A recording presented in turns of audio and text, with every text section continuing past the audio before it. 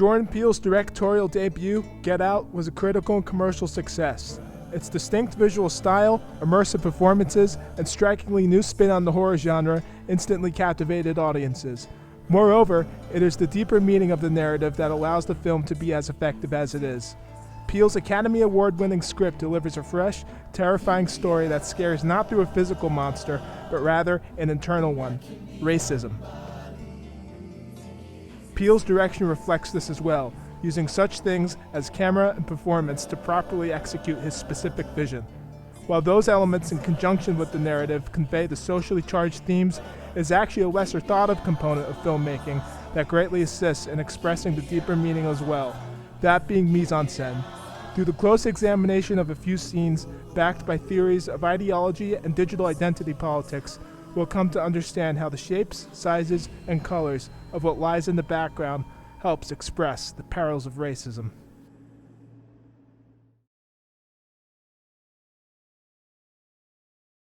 The first instance of how the dangers of racism are reflected through mise-en-scene occurs early on, when Chris arrives at the Armitage home and starts catching on to the first red flags, such as the black servants that they employ. The moment Chris fully realizes this implication, a large gazebo comes into our view. While initially passing as a harmless item of outdoor decor in the background, the fact that it is black in color holds much symbolic significance. Simply by being black, it foreshadows the deep racism that brews within the Armitage family, alluding to the notion that the Armitages literally control African Americans ultimately through brain transfusions for their own personal gains, and wish to do the very same with Chris. The fact that it is a gazebo is key to this idea, as it is a piece of furniture one can literally walk into and be within, just like the African American bodies that the Armitages control. The deep racism that the color and shape of this object denotes is shown as soon as Dean leads Chris actually inside the gazebo, as Dean makes this microaggressive comment. By the way, I would have voted for Obama for a third term if I could. Best president in my lifetime, hands down. The large black gazebo now quite glaringly stands out in this long shot, which makes us think even more about what ideas it is enforcing. Its symbolic use of color and shape as a means to subtly forewarn the audience of how the racism will unfold. In this example, Kellner's idea has been proven. This excerpt shows how breaking down what we see is important in understanding the content in a social context, which has been done here in order to illustrate how the film is warning us of Chris's suppression. Shortly thereafter, another object enforces these same ideas, as now there are chairs in front of the black gazebo. Once more, it is important to note that all of these chairs are black, which point to the same ideas expressed by the black gazebo, that, because of their physical nature and color, they advance the view that the film is warning us of how the Armitage family desires complete control of African Americans and are attempting to do the same with Chris. This next iteration of mise-en-scene proves the same point once more, as the guests arrive at the big party in black limousines. Now, limousines are most commonly black, but they also frequently appear in shades of blue or white, so this color choice is certainly no accident.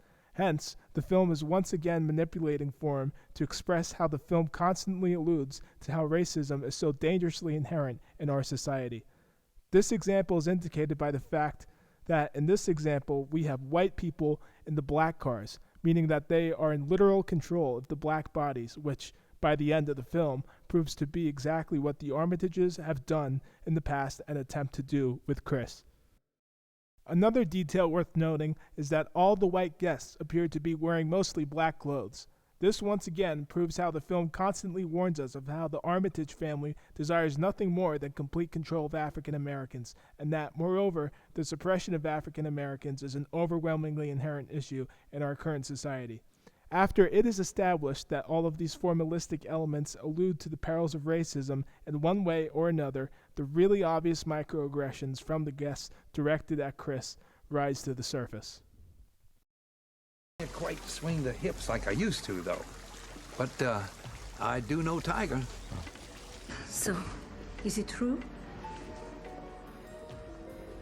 Is it better? Well, black is in fashion. And so now we have a culmination of all the symbolic allusions to racism. a build-up that ties together how form expresses these central themes. The white guests who arrive in black limousines, wearing black clothes, sitting in black chairs in front of the black gazebo, participate in a silent auction for the control of the black man.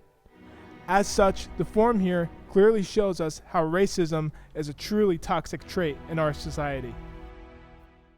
This culmination proves this passage from Kara Keeling to be true. The symbolism here sends identification and aims to unify viewers in its powerful symbolism. Form expresses racism once again when Chris awakens in the basement right before his brain transfusion, and he is subjected to the dystopian and hypnotic messages that are designed to brainwash him. Firstly, he is generally surrounded by the color brown, the color of his skin, which once again shows how the Armitage family is devoted to the complete suppression and control of African Americans. Literally, every object in this room is brown. Secondly, before Chris's mind is entirely taken over, he begins to plan a way out, as he looks at the material of the chair he has been pulling apart. Cotton. Obviously, cotton is a crop that was picked by slaves in the mid to late 19th century.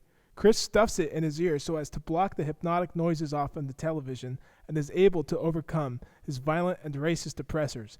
This small piece of mise-en-scene is perhaps the most powerful yet, an object that usually represents the intense suppression of African Americans, in this case turns out to be Chris's key to victory and safety, showing that he has truly overcome his oppressors. So Chris eventually makes his escape in a white car nonetheless to fully enforce the notion that he has overcome his oppressors, that he, the black man, is now in control of the white car, and that the tables have turned. And so, the close theoretical examination of mise-en-scene and Get Out leads us to understand how it is not just the narrative that expresses the perils of racism, but the building blocks of form as well, so as to create immersion and make us question our society. White black people. Who knows? People want to change. Some people want to be stronger, faster, cooler. Black is in fashion. But please don't lump me in with that. I could give a shit what color you are. No. What I want is deeper.